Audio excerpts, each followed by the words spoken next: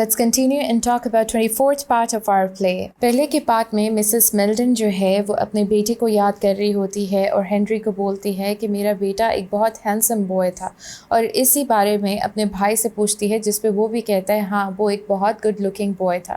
اب مسز ملڈن کہتی ہے کہ ہم نے اپنے بیٹے کے لیے بہت سے پلان سوچے ہوئے تھے، بہت کچھ پلان کر رکھا تھا، اینڈ بہت سے لوگ اس کو لائک کرتے تھے، اس کو پسند کرتے تھے، تم بھی تو اسے پسند کرتے تھے ہنری۔ اب کوری اس پہ کہتا ہے یس آئی لائکڈ ہیم۔ اسے اس کا کوئی انٹرسٹ نہیں ہے اس بارے میں جو بھی مسز ملڈن بات کر رہی ہے، اس کا جو ہیڈ ہے ابھی بھی it is stuffed with his invention and all, اس کے بارے میں کہتا ہے he was an attractive boy but don't you think, آگے وہ یہ کہنے والا ہوتا ہے کہ ہمیں اس بارے میں بات نہیں کرنی چاہیے، اسی میں اس کو انٹرپٹ کر دیتی ہے مسز ملڈن اور دوبارہ سے اپنے بیٹے کے بارے میں بات کرنا شروع کر دیتی ہے اور ریکال کر رہی ہوتی ہے ساری پاسٹ میموریز۔ کہتی ہے اسے کہ تمہیں یاد ہے کہ ایک دفعہ جو ہے میرا بیٹا ایڈی بہت زیادہ بیمار ہو گیا تھا، اتنا بیمار ہو گیا تھا کہ ہم لوگ سوچ رہے تھے کہ ہم لوگ اس کو کھو دیں گے، ہم لوگوں نے اس کے لیے دن رات پرے کیا تھا، میں نے اس کے لیے اتنا پرے کیا تھا کہ میرے برین میں ہر وقت پریئرس چلتی رہتی تھی۔ ٹام بھی بہت زیادہ پریشان تھا، ٹام اس کا ہسبینڈ، کہ وہ اپنے بیٹے کو کھو دے گا۔ ہم لوگوں نے بہت پریئرس کے بعد اپنے بیٹے کو واپس حاصل کیا تھا، وہ واپس آ گیا اور بہت زیادہ صحت یاب ہو گیا تھا، بالکل اسٹرانگ ہو گیا تھا، he was all fine and then he went to school. School میں بھی اس کو اس کے فیلوز بہت زیادہ پسند کرتے تھے، مجھے آج بھی یاد ہے کہ وہ اپنے اسکول میں بھی بہت اچھی پروگرس شو کرتا تھا، اور اس کا first cricket match I can see now, جب وہ کہتی ہے آئی کین سی ناؤ مطلب کہ اب اس کے مائنڈ میں سارے فلیش بیکس چل رہے ہوتے ہیں کہ کیسے اس کا بیٹا اپنے فرسٹ کرکٹ میچ میں 10 رن اسکور کرتا ہے اور اپنی مدر کو اس کو بتا رہا ہوتا ہے بہت خوشی کے ساتھ کہ اس نے 10 رنز بنائے ہیں۔ وہ بہت زیادہ خوش ہوتا ہے، لیکن تب بھی اپنی وکٹری کے بعد بھی اس کو اس چیز میں کوئی شرم فیل نہیں ہوتی ہے کہ وہ اپنی مدر کے ساتھ چل رہا ہے۔ ٹام بھی بہت زیادہ خوش ہوتا ہے، لیکن ٹام کی خوشی کے ساتھ اس کے مائنڈ میں ہر وقت ایک خوف رہتا تھا، ایک ڈر رہتا تھا، اور وہ اپنے بیٹے کو سوورن دے رہا ہوتا ہے اس دن پہ۔ سو یہ ساری چیزیں یاد کر کے اس کی جو آنکھوں سے ہیں ٹیئرز نکلنا شروع ہو جاتے ہیں، اور وہ اپنے جو فیس ہے اپنے ہاتھ کے ساتھ کور کر لیتی ہے just to cover her grief, اور پھر سے بولتی ہے مائی لٹل بوائے۔ اس کو ایڈی کی بہت زیادہ یاد آ رہی ہوتی ہے۔ Let's move on to 25th part. کوری اس کے بارے میں کہتا ہے کہ دس از ڈسٹریسنگ یو، وہ اس کو یہ کہتا ہے کہ تمہیں اتنا زیادہ اس چیز کا اسٹریس نہیں لینا چاہیے my dear, don't talk about it any more. اس پہ مسز ملڈن کہتی ہے اپنے آپ کو سنبھالتے ہوئے، کیونکہ اس کا جو ہے وہ رونا نکل جاتا ہے، تو پھر سے اپنے آپ کو ریکور کرتی ہے اور کہتی ہے کہ ابھی اس کو آکسفورڈ میں گئے اتنا ٹائم بھی نہیں ہوا تھا کہ اس نے خود کو جو ہے انلسٹ کر دیا تھا وار کے لیے۔ جب اس نے ایسا کیا تو ٹام اور مجھے یہ سمجھ نہیں آ رہی تھی کہ ہم اس کے بارے میں فخر فیل کریں یا اس پہ غصہ ہوں، لیکن لیٹر آن ہمیں اس کا ڈیسیژن صحیح لگا۔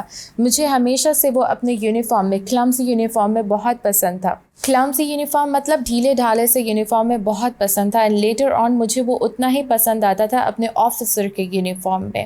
سو یو سی اس کو چھوٹی چھوٹی ڈیٹیلز بھی یاد ہیں۔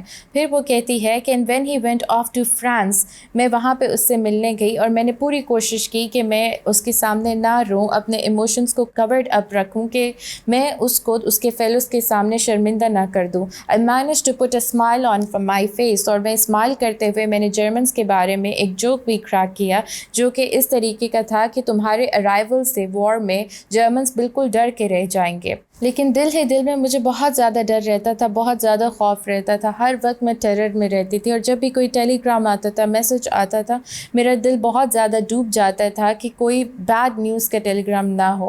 پھر ایسا ہوا کہ فرسٹ لیو پر جو ہے ایڈی گھر آیا۔ جب وہ گھر آیا، وہ میرا چھوٹا سا بیٹا نہیں تھا بلکہ وہ پوری طرح گرون اپ ہو چکا تھا۔ He was a man at that time, اور میں دیکھ کے حیران تھی کہ اس کو بہت ساری چیزوں کا پتہ چل چکا تھا۔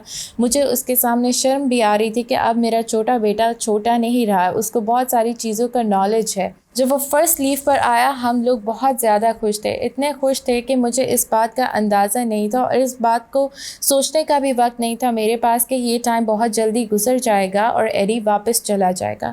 جب ایڈی واپس جا رہا تھا، میں تب بھی نہیں روئی اس کے سامنے، جب بھی روئی میں اس ٹائم پہ روئی کہ ایڈی میری طرف دیکھ نہ رہا ہو اور وہ پریشان نہ ہو جائے۔ میں نے اپنے آپ کو یہ سمجھا لیا تھا مینٹلی طور پر کہ ایڈی ہمیشہ لیو پر گھر آئے گا اور وہ جنگ میں مارا نہیں جائے گا. اس چیز سے میں نے خود کو حوصلہ دے رکھا تھا اور ایسا ہوا کہ وہ سیکنڈ لیو پر بھی گھر آیا اور تب وہ کیپٹن بن چکا تھا. ہم لوگ بہت خوش تھے اور جب وہ سیکنڈ لیو پہ آیا تو ٹام نے بھی خود کو سمجھا لیا کہ وہ تھرڈ لیو پر بھی آئے گا اور اس کو کچھ نہیں ہوگا. فرانس گئے اس کو تھوڑے دن ہی ہوئے تھے, 8 days ہوئے تھے اینڈ اس کی ڈیتھ ہو گئی وار میں.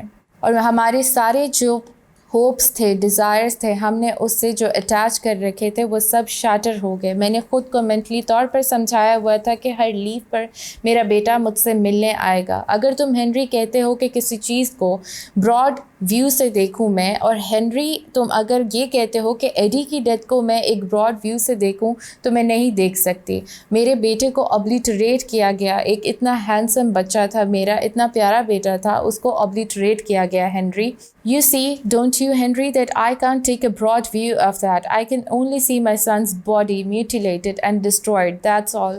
تو یہ ساری باتیں وہ اپنے بھائی سے شیئر کر رہی ہوتی ہے کہ اس کی انوینشن جو اس کو لگ رہا ہے کہ بہت ہی کمال کی انوینشن ہے, ایکچوئل میں وہ بس ایک اور ذریعہ ہے ورلڈ میں ڈسٹرکشن کرنے کا اور ایڈی جیسے لوگوں کو پھر سے مارنے کا. Let's move on to 26th part of our play.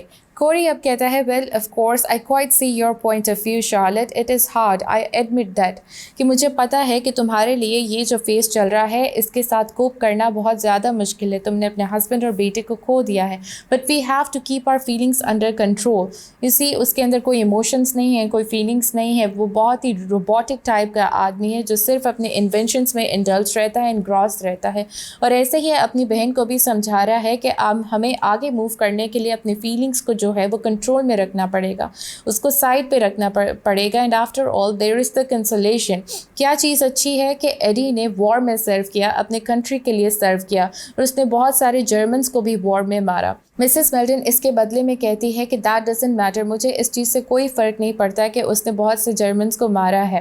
I can't get any pleasure out of the thought کہ میرے ہی جیسی مائیں ہیں جرمن میں بھی کہ جن کے بیٹوں کو مارا گیا ہے.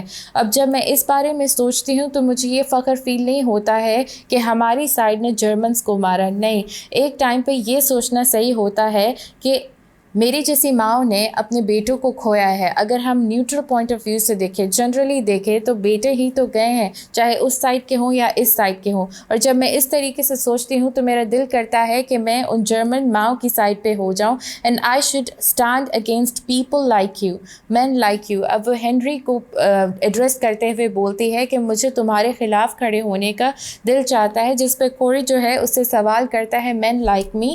اسے سمجھ نہیں آ رہا کہ وہ اس کو کس طریقے سے ایڈریس کر رہی ہے. مسز میلڈن کہتے ہیں yes people with broad views. اب وہ تھوڑے سے سرکاسٹک اور ٹانٹ مارتے ہوئے اس کو موک کرتے ہوئے کہتی ہے کہ جن کے براڈ ویوز ہے ان کے اگینسٹ میں کھڑا ہونا چاہتی ہوں, because you are such fools. اب دوبارہ سے وہ اپنے بھائی کو فول کہہ رہی ہے, جس کو لگ رہا ہے کہ اس نے بہت سمجھداری کا کام کیا ہے, ہی از اے ویری کلیور مین, اس نے بہت کوئی کمال کی انوینشن کی ہے. اس کو دوبارہ سے وہ فول کہتی ہے. سم ون لائک می, جو کلیور نہیں ہے, creates a beautiful thing like my boy, کہ میرے جیسی اگر ایک عورت ہے جس کا ایک اتنا پیارا سا بیٹا ہوتا ہے, and some one like you جس کو ڈسٹرکشن پسند ہے, بلڈ شیڈ پسند ہے, اور وارس کو جو ہارریبل بنانا چاہتا ہے, ایک منٹ میں میرے بیٹے جیسے کئی بیٹوں کو مار دیتے ہیں. That's why I think your cleverness can only destroy it. You are a fool, Henry.